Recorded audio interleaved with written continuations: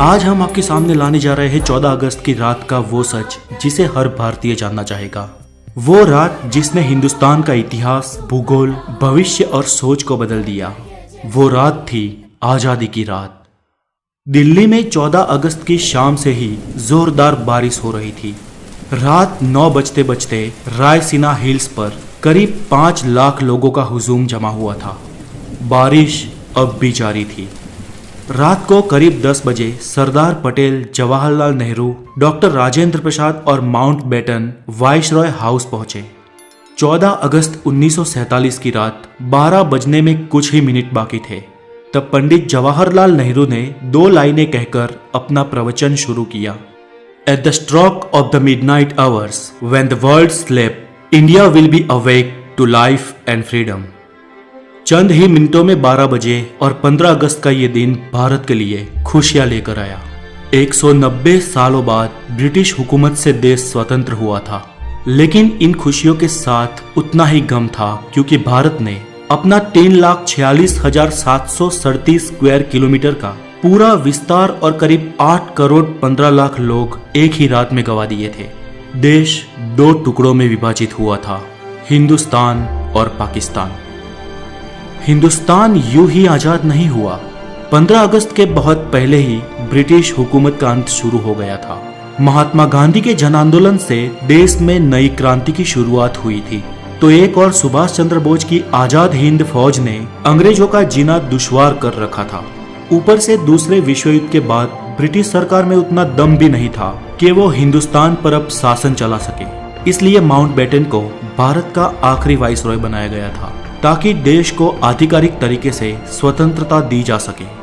अंग्रेजों ने भारत को शुरुआत में 3 जून 1948 के दिन स्वतंत्र घोषित करने का निर्णय लिया था, लेकिन मोहम्मद अली जिन्ना ने पाकिस्तान नामक अलग मुल्क बनाने की ठान ली थी, जिसके चलते देश में कई जगह पर सांप्रदायिक हिंसा शुरू हो गई। बिगड़ती परिस्थिति को देख अंग्रेज भारत को हो सके इतना जल्दी स्वतंत्र राष्ट्र घोषित कर देना चाहते थे, क्योंकि अंग्रेजों को भी भारत को आखिरकार एक टुकड़े में नहीं लेकिन 2 टुकड़े में विभाजित करना था। स्वतंत्रता के लिए दिन 15 अगस्त ही क्यों चुना गया? तो इसमें ऐसा है कि सिर्फ हम भारतीय ही शुभ और अशुभ में नहीं मानते थे, बल्कि अंग्रेज भी उतना ही मानते थे। माउंटबेटन मानता था कि 15 अगस्त का दिन शुभ है, क्योंकि 15 अगस्त 1945 के दिन ही जापान ने शरणागति स्वीकारी थी और इसके ऑफिशियल साइन 2 सितंबर को हुए थे। इसलिए बेटन के अनुसार 15 अगस्त का दिन मित्र राष्ट्रों के लिए शुभ था। तो फिर रात 12 बजे के वक्त को ही क्यों तय किया गया? तो इसके लिए भारतीय ज्योतिषियों का मानना था कि वो वक्त देश की स्वतंत्रता के लिए शुभ है। तय किया गया था कि पंडित नेहरू को अपनी स्पीच रात 12 बजे से पहले ही समाप्त कर देनी है और रात 12 बजे शंखनाद के साथ भारतीय लोकतंत्र की शुरुआत होगी। ठीक वैसा ही हुआ। 15 अगस्त की सुबह 8:30 पर पंडित नेहरू और उनके कैबिनेट ने पद और गोपनीयता की शपथ ली।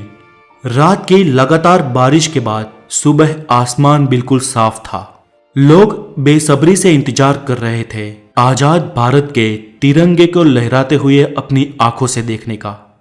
देश के तिरंगे को सबसे पहले जवाहरलाल नेहरू ने रात को 12 बजे ही पार्लियामेंट सेंट्रल हॉल में लहराया था और दूसरी बार सुबह 8:30 पर भव्य राष्ट्रध्वज को जनता के सामने ब्रिटिश राष्ट्रध्वज को उतारकर लहराया गया।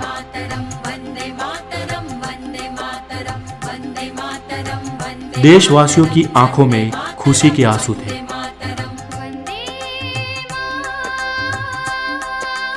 आजादी के बाद 15 अगस्त के दिन ही एक साथ अंग्रेजों ने देश को नहीं छोड़ा। आजाद भारत के कुछ आला अफसर भी कुछ समय तक अंग्रेज ही रहे। 1500 ब्रिटिश सैनिकों की पहली टीम 17 अगस्त 1947 के दिन अपने देश रवाना हुई, तो आखिरी टीम 27 अगस्त 1948 के दिन निकली।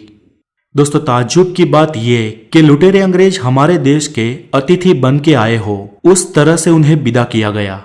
उनकी आखिरी फौज ने जब मुंबई के बंदरगाह से विदाई ली, तब जॉर्ज पंचम को विदाई देने वाला गीत बैंड बाजा के साथ बजाया गया। आजादी से 190 साल पहले भी अमीर चंद और मीर जाफर ने रॉबर्ट क्लाइव का ऐसे ही सम्मान के साथ स्वागत किया था।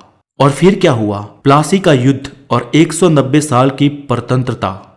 फिर भी हम भारतीय नहीं सुधरे। अतिथि देवो भव के सूत्र को हमने आज भी नहीं छोड़ा। फिर वो अतिथि वाकई देवतुल्य हो या हमें लूटने आया हो। दोस्तों आज के लिए इतना ही, और देश की इस स्वतंत्रता की कहानी को ज्यादा से ज्यादा शेयर करने की आपकी जिम्मेदारी है। और इस वीडियो को हो सके इतने लाइक, हो सके इतने कमेंट दीजिए। और अगर आप नए हैं जरूर सब्सक्राइब करें और हमेशा खुश रहें। जय हिंद, वंदे मातरम।